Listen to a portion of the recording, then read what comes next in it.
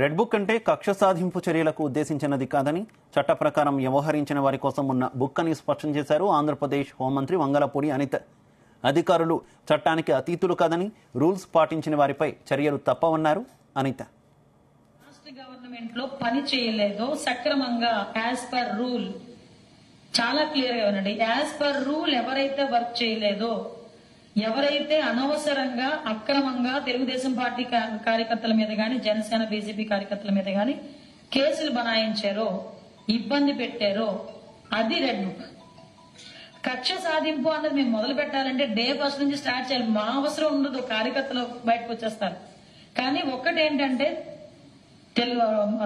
NDA కార్యకర్తలందరూ కూడా కడుపులో ఎంత వాదున్నా, ఎంత కసున్నా, వాళ్ళు లాఠీ పెట్టి కొట్టిన పోలీసు ఎదురుగా కనిపిస్తున్నా కూడా కేవలం చంద్రబాబు నాయుడు గారి మాట బేస్ చేసుకుని ఆగారు.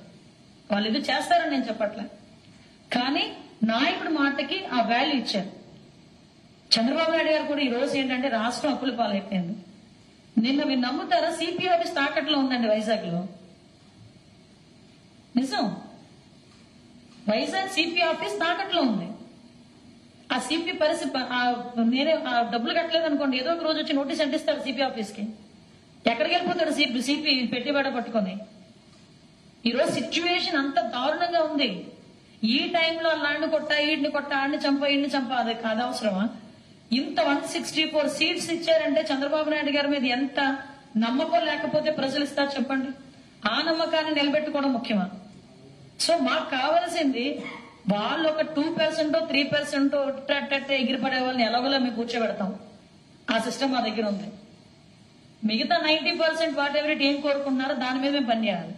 రెడ్ బుక్ కక్ష సాధింపు చర్య కాదు, దయచేసి మీరు అది అర్థం చేసుకోండి. రెడ్ బుక్ అన్నది ఎవరైతే లాస్ట్ గవర్నమెంట్ లో పని చేయలేదో, సక్రమంగా